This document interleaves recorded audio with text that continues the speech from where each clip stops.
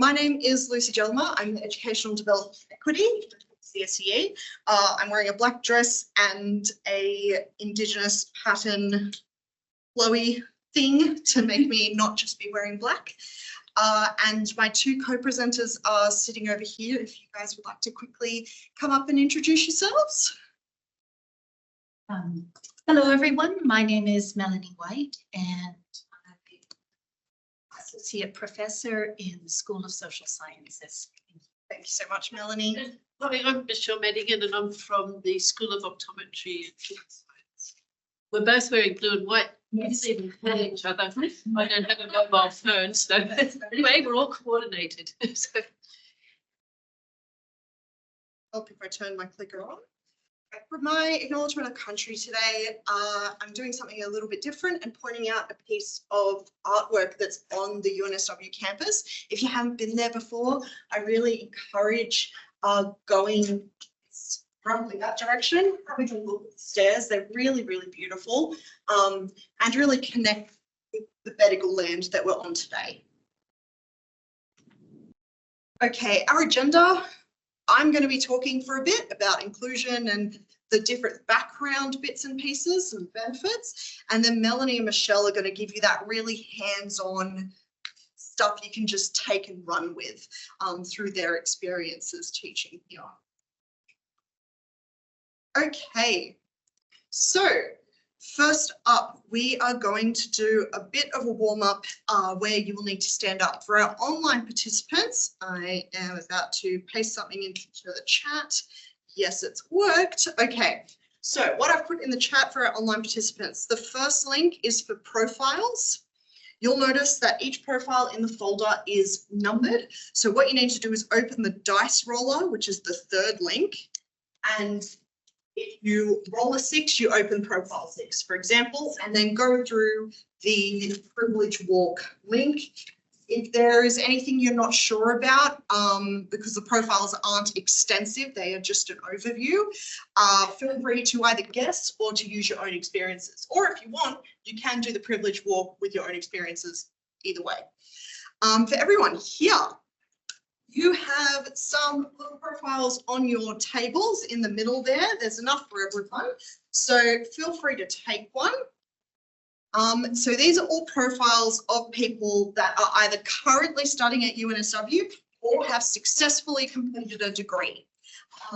So these profiles are real people, but they're just a snapshot. Obviously, you can't sort of give an overview of someone's life in a few dot points, but it's just an illustrative exercise. Alrighty.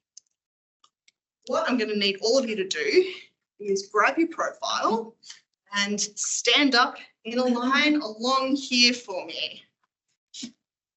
Face me. Found some geographic inconsistencies in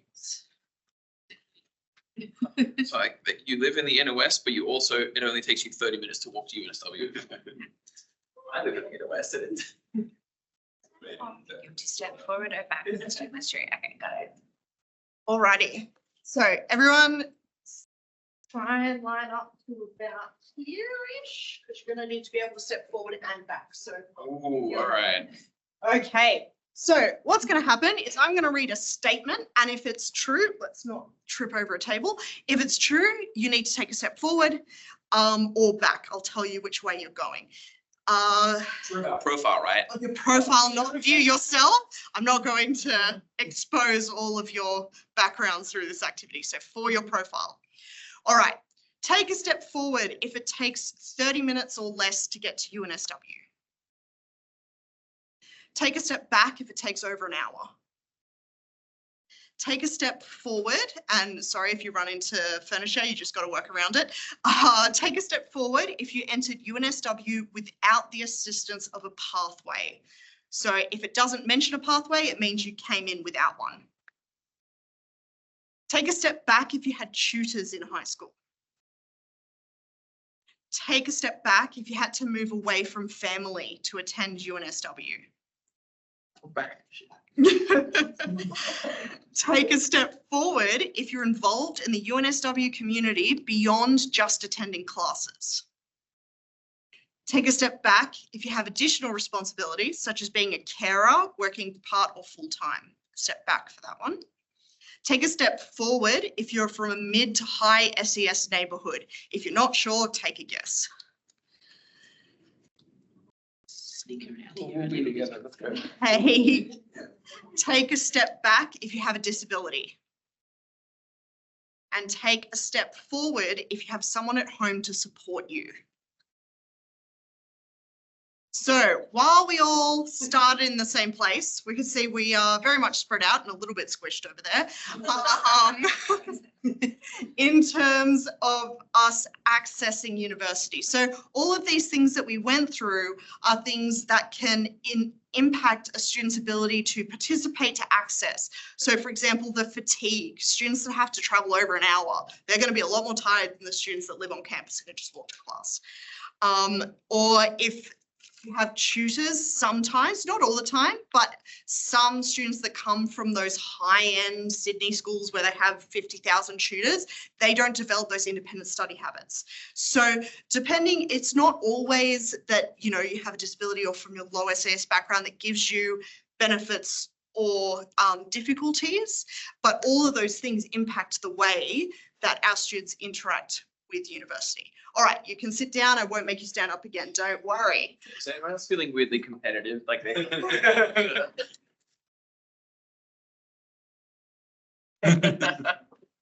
What you?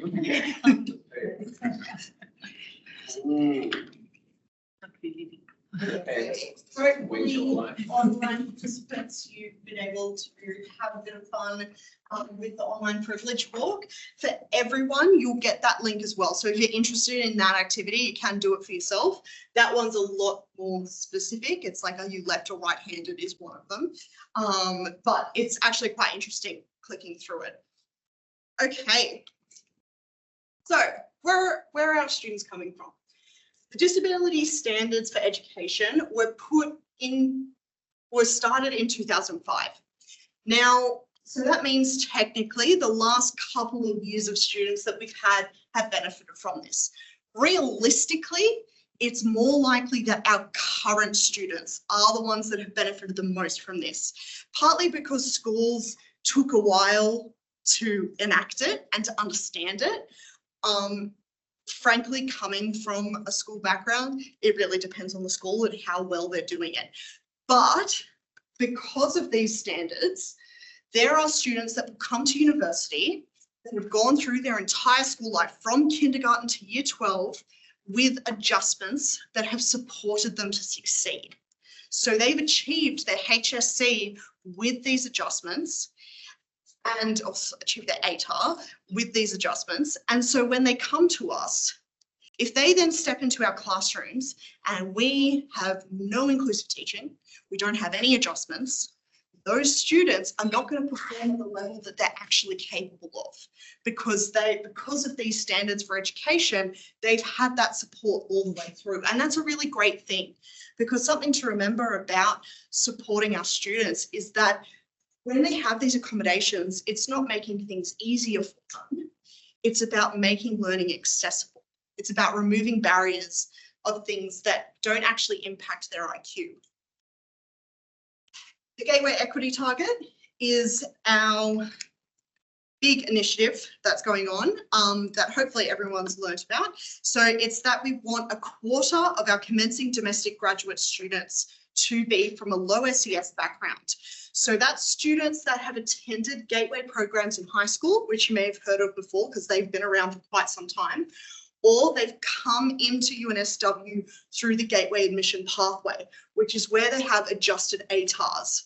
So these students that have entered with an adjusted ATAR, they really need that support from us to succeed. Now, not everyone that uses that pathway actually needs it. A lot of them get the ATAR they require, but then as we sort of saw with that privilege walk, there are different difficulties that come from coming from a low SES background. So it's about providing support for everyone so that anyone that needs it can use it. Now, this is a quick, interesting one. The Riverina Teaching Hub is quite new, so I imagine not many people have heard about it, and I will send a link to the website.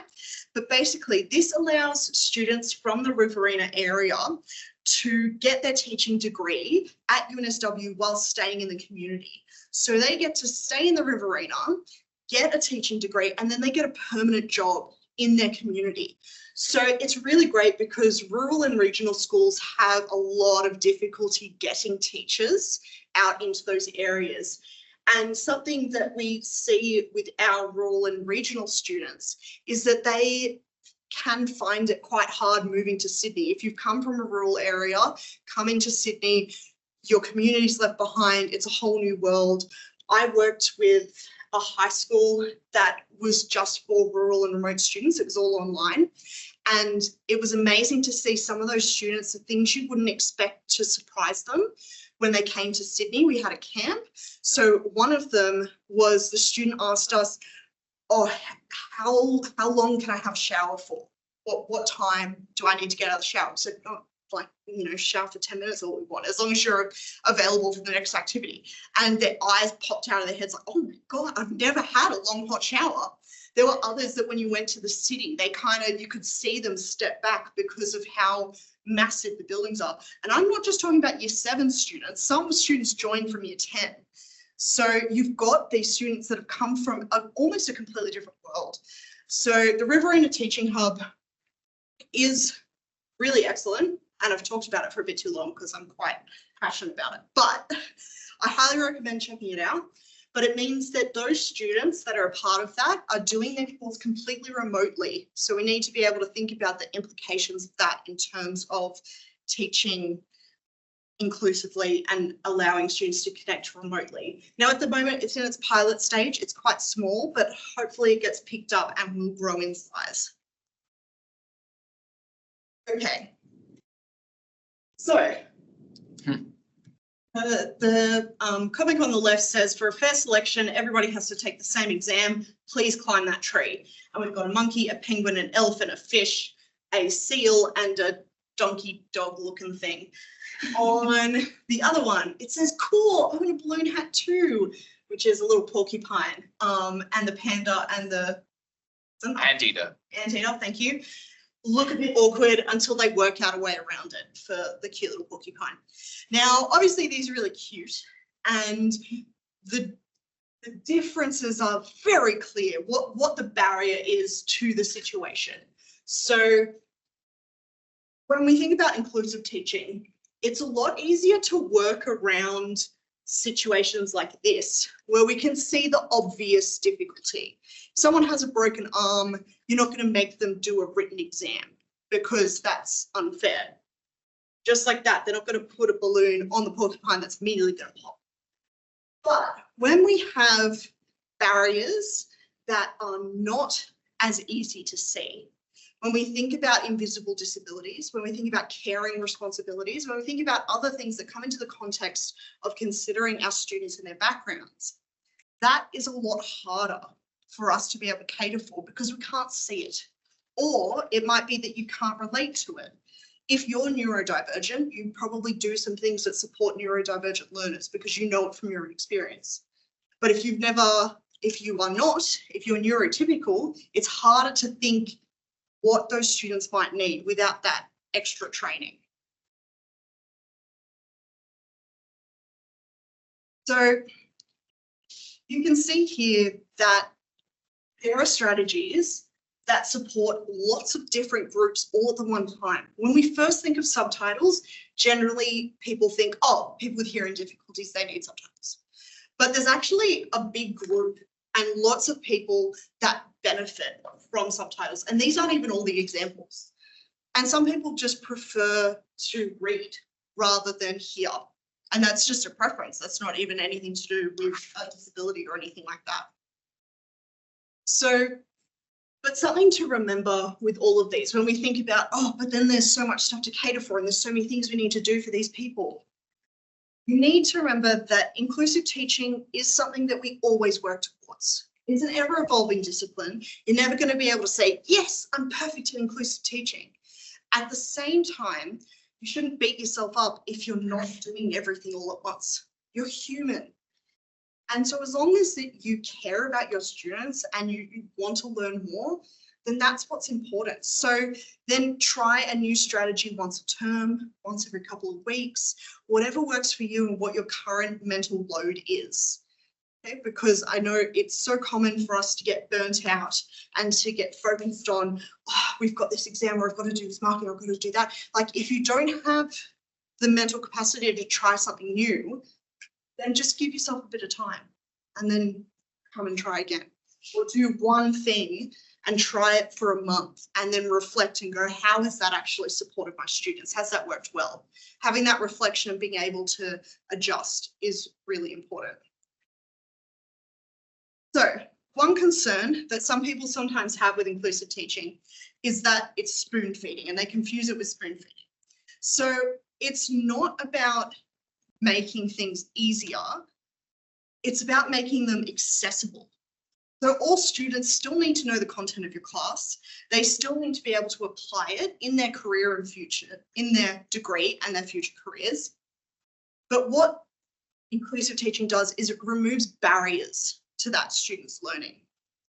So a student's circumstances, background, or disability don't impact their intelligence, but they create barriers that make it harder to succeed.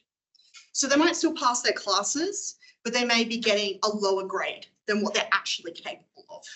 Or for some of our first year students, those difficulties might just seem like it's too much work and they drop out. And we obviously want to avoid that. So now I promise on this slide, we're going to have a break to talk, so you can have a break from my incessant chatter. Now, unconscious bias is a mixture of stereotypes, perceptions, and associations that we all hold and we're often unaware of.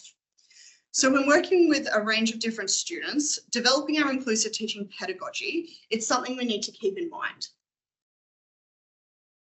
But we can't control or eliminate these biases, no matter how hard we try, no matter how much we want to.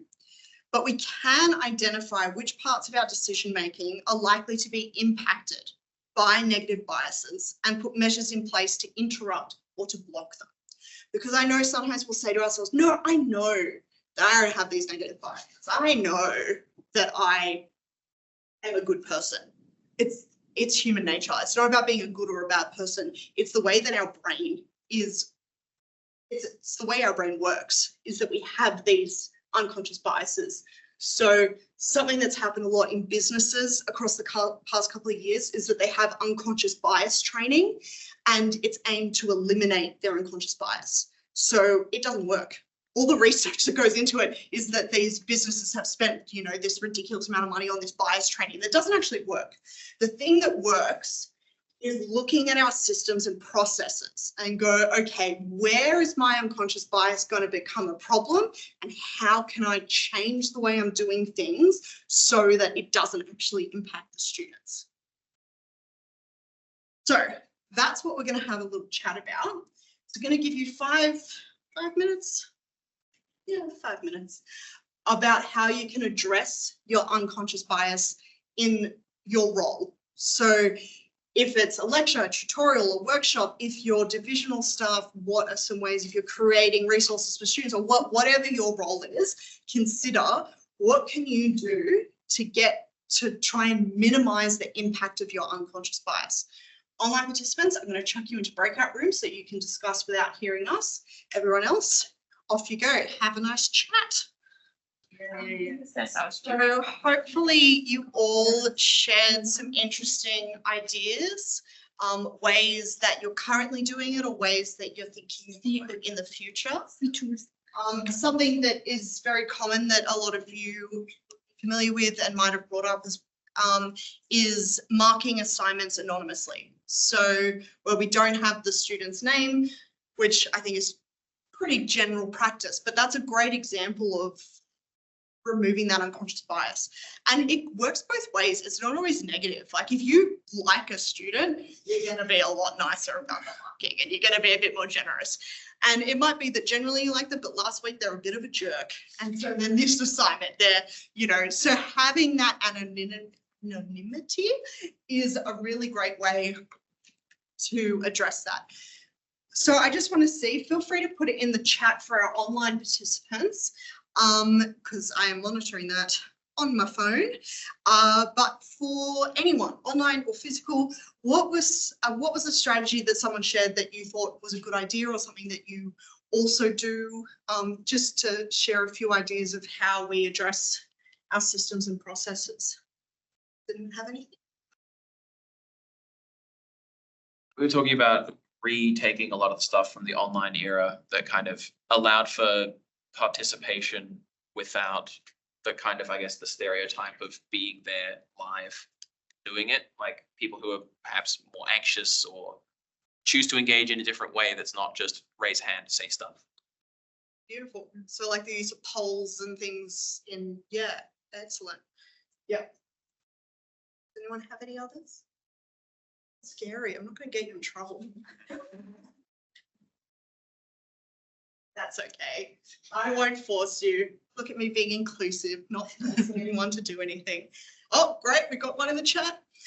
Spoke about how actually knowing your students can help counter biases. So knowing your students is one of the key, to me, the absolute most important thing that we can do when we talk about inclusive teaching. Knowing your students makes a huge difference in terms of helping that student to feel that they belong, that they're part of a community, and then it starts to build that feeling of safety. And once they feel safe, then they're more willing to make mistakes and to ask questions. So I've kind of failed because I'm not making you feel safe right now because people don't want to share things, but that's okay because I only have an hour. So, but it's a really, really good point. Thank you for sharing that. Yes. I want to elaborate on that a little bit because we were talking about that too, where I think for at least three of us, it seems like the reasons why we're here are very similar, is addressing this question in a way. Like, how do we address unconscious bias if we're like not aware of it, or if I think this exercise is just really hard because like, how can we share what our best practices are when we're not really you don't know whether it's working or not because you don't know all the profiles of the students. But one of the things that we talked about there as well, like knowing your students, is none of us here are average students, right? We're all teaching a subject that we excelled in, or to some extent, right? Where we're either really interested or really I see someone shaking their head, so a little bit. But we're not the student in the class that doesn't understand, and that's something that I struggle with. Why I came to the workshop is like, if I'm in my classroom explaining a concept that's incredibly intuitive to me, I can't even access the point where a student wouldn't understand it. So I don't know how to explain it in a way that makes sense to them because I don't know what it's like to not understand the thing I'm trying to explain.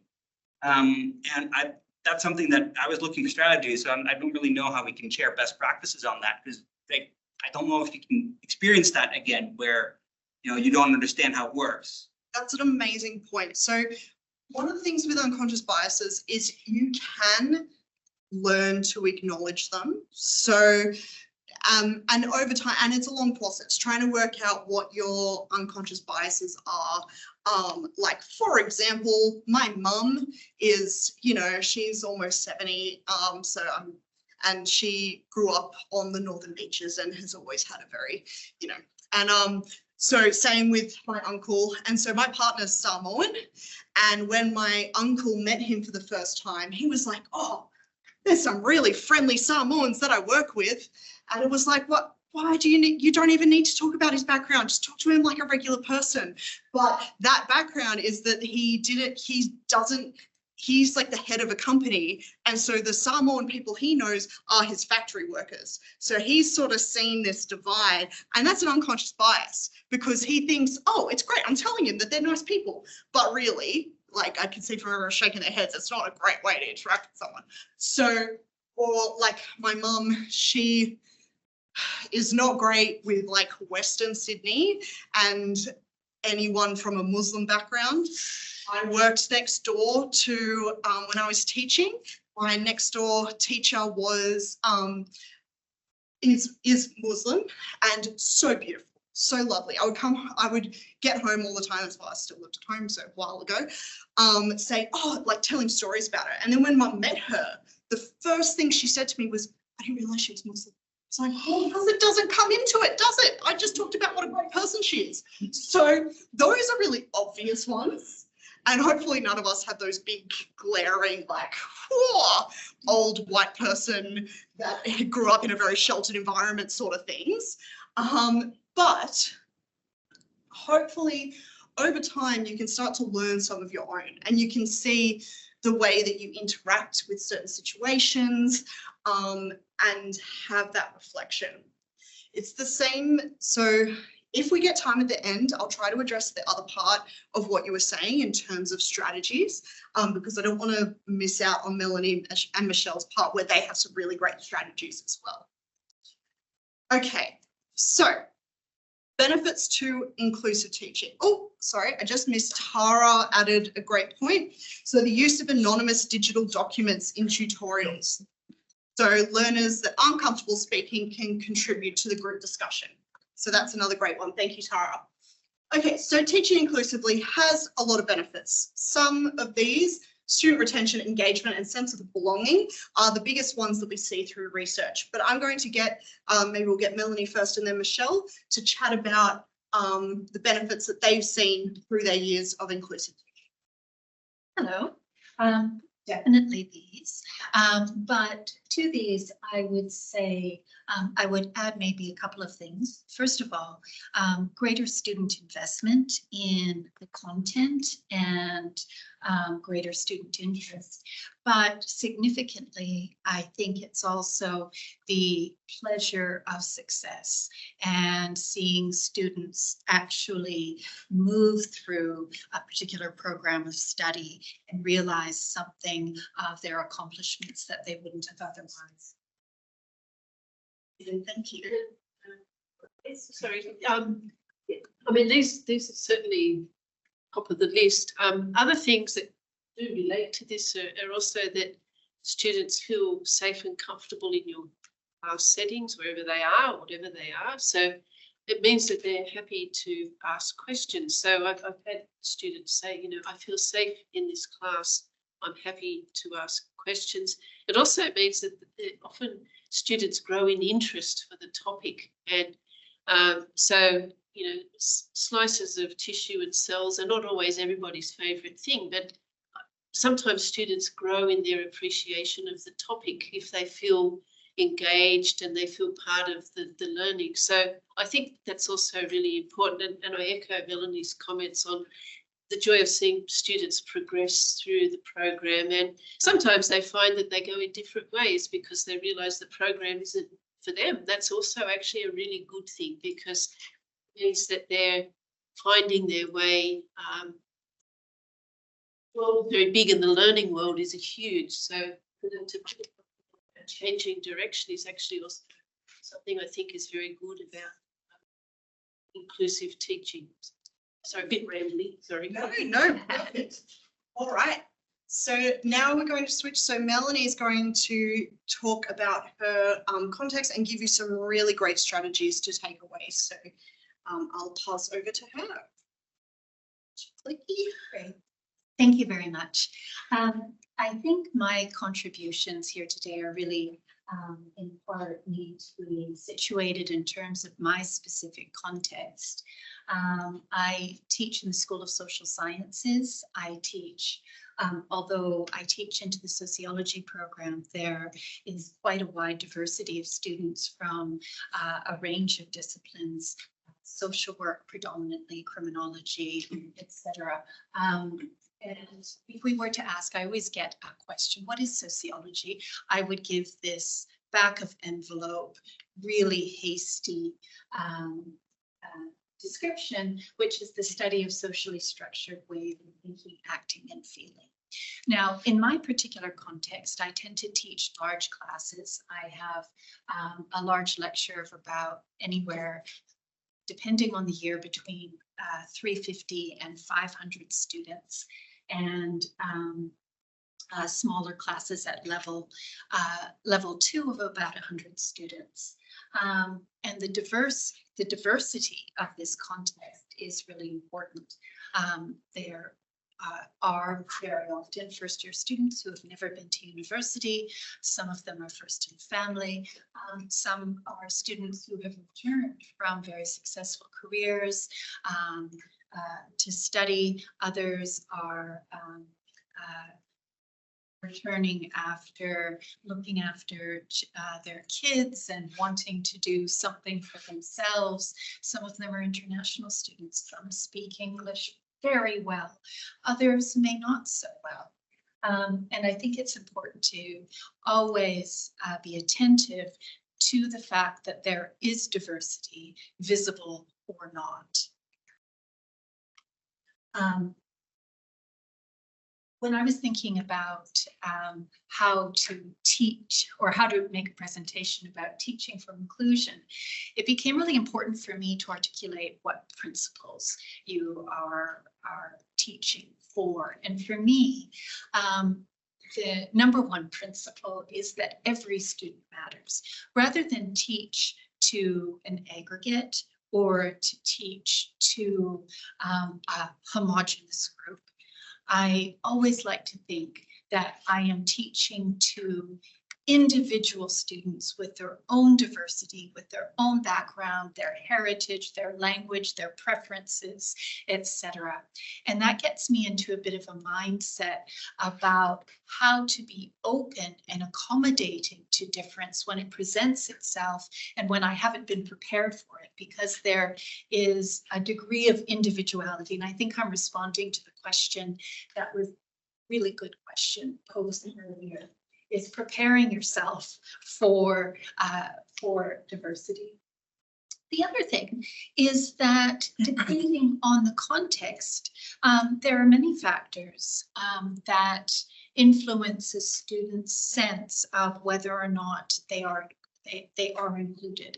But rather than force a certain kind of you must participate in order for you to be included, actually giving students options, giving them choice about what best represents their learning style, their particular approach. Maybe they need extra time in terms of being able to think through a question on the spot, but then returning back to that student and asking them, oh, did you have some time? Did you want to contribute now? The other thing is that student feedback, where I think teaching staff are often jaded and insecure by my experience reports, but they are so valuable as a source of information in terms of how students are receiving the course content, but also about the classroom teaching environment in terms of creating space for making mistakes, space for invitation to participate, and a space for openness in terms of raising questions, etc. So I just wanted to say further to that point that the feedback that you get matters. And it's in that sense of how do you respond to that feedback, because each cohort of student will perhaps be different. One of the commitments that I have is a commitment to the free expression of diverse thoughts, perspectives, and experiences. And again, that comes back to that sense of teaching to individual students as opposed to an aggregate or a particular population. And lastly, an acknowledgement that I'm learning. My tutors are learning.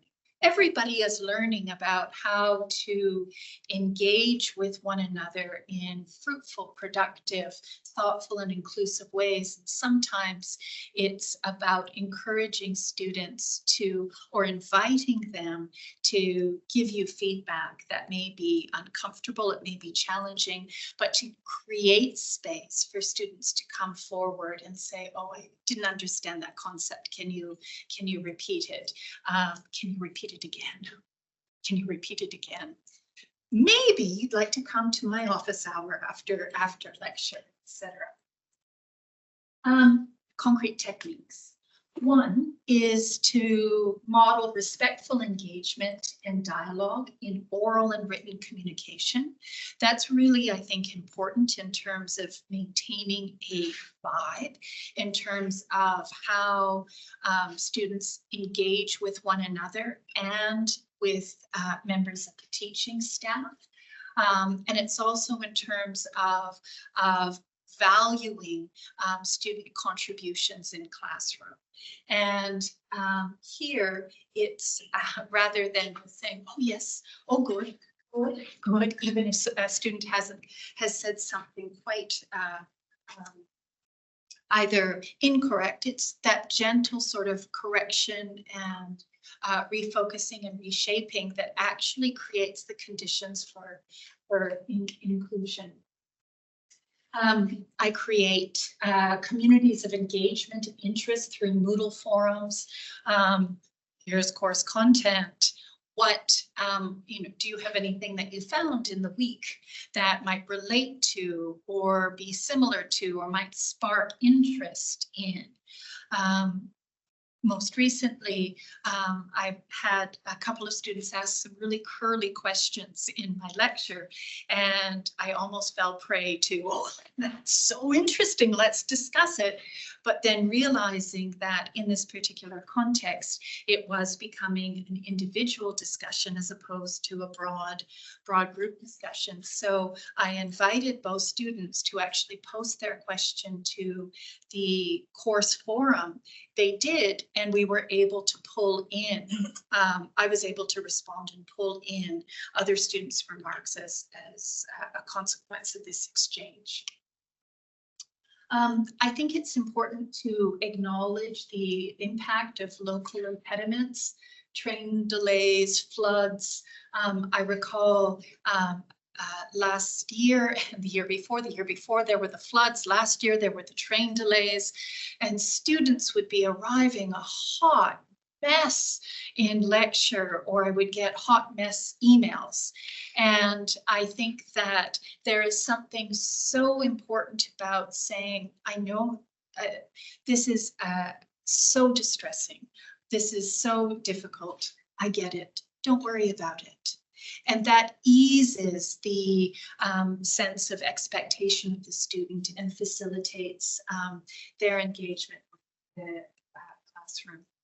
And I think a lot of it is about being open to making a mistake yourself, being open to people articulating views or perspectives or challenges that you might need to take on board. But I think ultimately it's about, even in a context where we are all time poor, we need to make judgments about where we're going to put our time and our effort into. And one of the things for me I've discovered is the value of investing in students and their experience, and accordingly to follow up and refer where necessary. Concrete strategies. One of the things that I have begun doing is including a statement of inclusion on Moodle. This is the example of the one that I use. It is a signal to students right from the start that there is a space for them to claim themselves and to articulate their preferences in terms of their pronouns, their name, but also a signal that that it is okay to come forward and be acknowledged. With respect to equitable learning services, I guess it's not new anymore, but the ELS platform is very administratively useful, but it isn't necessarily so welcoming or thoughtful for students. And I think that we receive the prompts and we click, click, click, click, yes, acknowledged, but really there's something so useful or in reaching out to a student in advance, copying their tutor in, saying, hello, welcome to the class. Here is, here, this is your tutor. this is prior to the class even commencing. If you have any issues, reach out. Please don't hesitate. I mean it. And then that actually sets the tone for engagement and assessment. For particular visual impairments, for instance, or neurodiversity, one of the things that I do is in my classes, we have written texts, and so I convert the PDFs of assigned readings to Microsoft Word.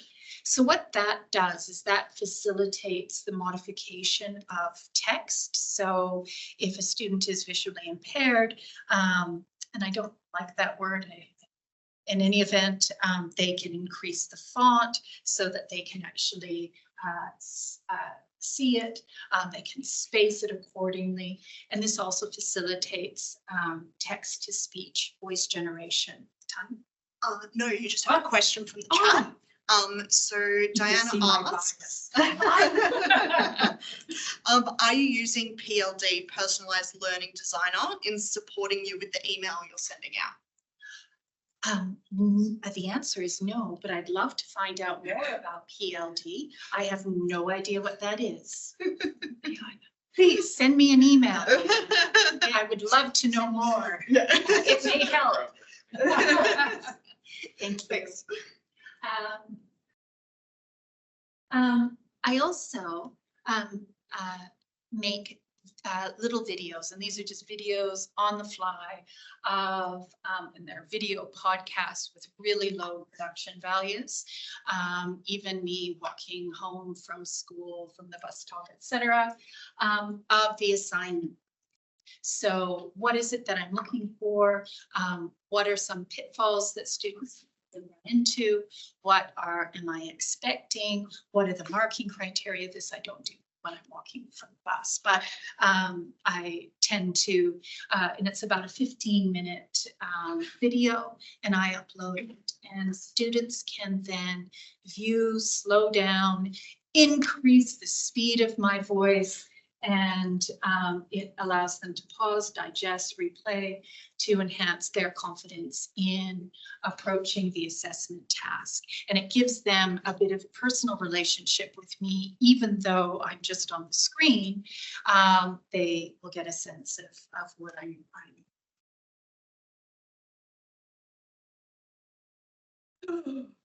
Thank you. Well, thank you so much. Okay, hearing impairment or neurodiversity. I make transcripts of lectures available to students via Lecture Recordings Plus and facilitate closed and open captions where appropriate. And I give students multiple ways to provide input. Paper in class. What was one thing that you liked about today's lecture? Is there something I can be doing differently? Little polls, etc. Just things. Here we go. And you'll have to excuse me.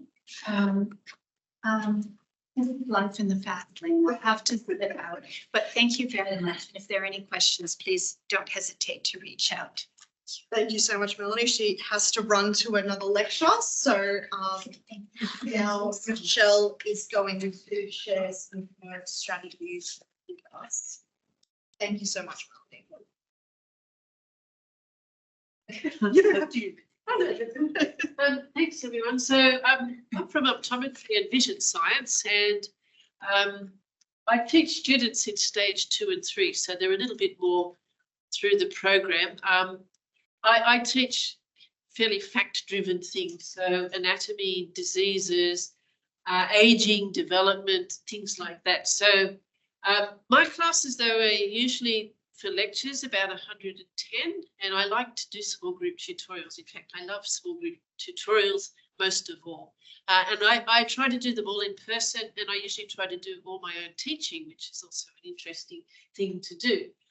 One thing though that I do think is when I'm doing online classes is I always try to start with saying hello, because it's good to make people feel welcome.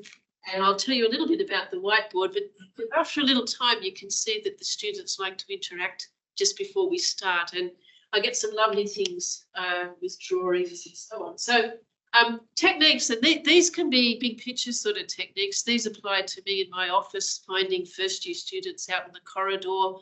And I always pop out if they look lost, and I say hello, and I ask them where they're going and if I can help them. So this is big picture sort of stuff. It's also very good to try and make sure people know each other's names if possible, especially in small group tutorials. And the mindful of students near your area relates to my office being in this corridor where lots of first year classes happen. So it's sort of nice to be able to help them if they're wandering past. Another tactic that I think does help a lot is when I first started teaching, I was late for everything, and I'm on a very steep learning curve. I've been teaching for 15 years now. I came from a lab, so I'm like a lab person that ended up in a teaching environment, and I'm still on this curve. But I do now try to get there a bit earlier, and it's nice sometimes just to have a little chat with the students if you have time. So I'm not saying you have to do this, but if you have time, you know, you get to know them, you can ask them what the last class was, if they're getting ready for exams.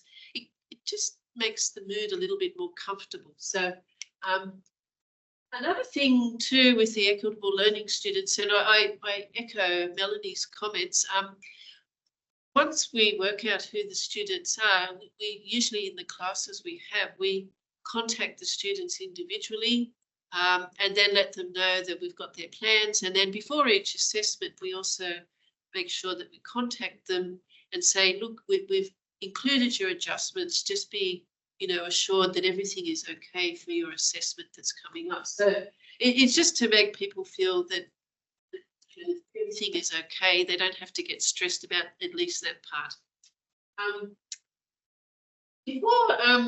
As I said, online whiteboards, the whiteboards are your friends. So I do encourage this. And one thing I've noticed is that over time, if you're in week 1, you might not get much. You might just get a little smiley face and a hello. But by week 10, you get all sorts of fantastic drawings and stories. And I guess growing up in the country, I'm a bit of a storyteller, and I talk really slowly. That's another problem that I've had.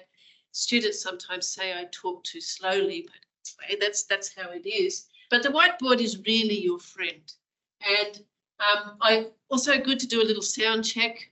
Students often don't want to switch on cameras and videos, but having the opportunity to annotate is actually really great for including everybody. So we do that. And during class, I let them draw all over everything, because everything I do is actually very visual, which I was thinking about it afterwards. It probably sounds terrible for people with visual impairment, for example, but a key thing with your slides is to always have the alt text to describe what the image is. I also try to include good descriptions. High resolution images so that they can be zoomed up and down is also very important. Even colouring is important for people who might have a colour disability. I'm not very good at that, but I do ask my colour vision colleagues over in the school what are the best colours to put together. So I've made awful mistakes in that area. But during class, I like people to put things on slides, to ask questions on slides. We often do pointing to things, little questions. If there are words that are not commonly used, so a lot of anatomical words, I try to put little definitions at the bottom, give a sense of where the word comes from, because it makes it more interesting. A lot of engaging with the material as we go. So this is mostly for online classes. And then also anonymous comments, because I know that sometimes it's terrifying having to talk out in the middle of a class. In terms of during the class and at the end, we often have lots of breaks. So I try to put breaks in between things. I do it's probably a bit corny, but when I go traveling, I usually take photos of things that I think might fit into my teaching. And so, you know, people doing exercise, it does look an awful lot like neurons doing. So I do try to kind of personalize that a little bit so that people can have a little bit of a talking point.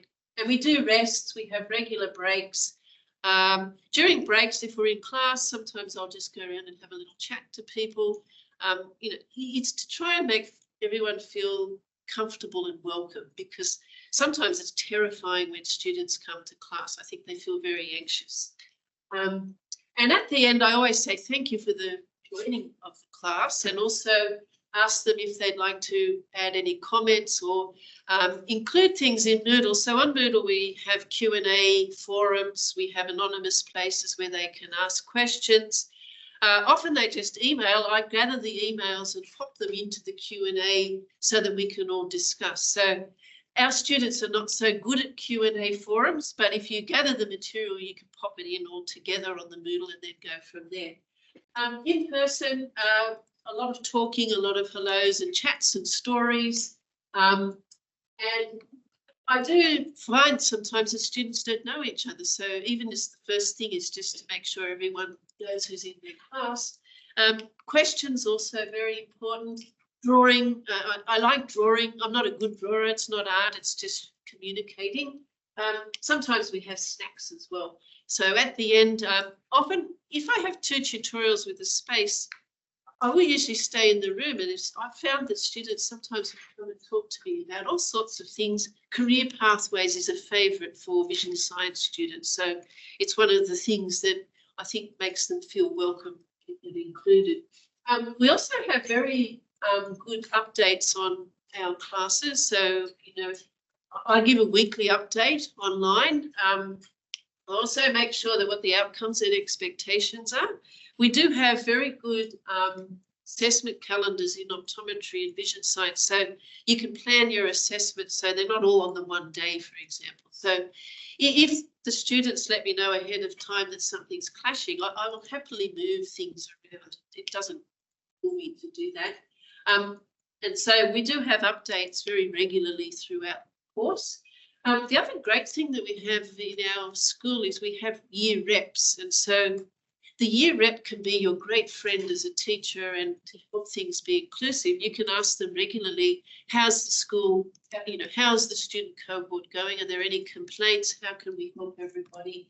And so regular meeting with our year reps is a very good thing. I found I've been doing this more often. And that's it from me. There we go.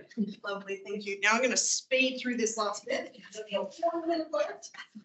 So you'll be sent these slides, so you'll see these key tips. You can do a reflection in your own time. We have upcoming workshops, but what I'm going to leave it on is feedback, because that's what we really need. Oh, the subtitle said urine time instead of your own time. So if you have time, it is super, super short. We really rely on our feedback to make sure we keep improving these presentations. I apologize that we are at time here, but if anyone wants to stay and talk a bit more about that question that we had earlier, feel free to stay. But you'll get a follow-up email with a link to the survey, the slides, and information about other things that we've talked about here. So thank you so much, everyone, for coming today, and feel free to stay and chat to each other or ask me any questions. And yeah, I really appreciate your time. Thank you.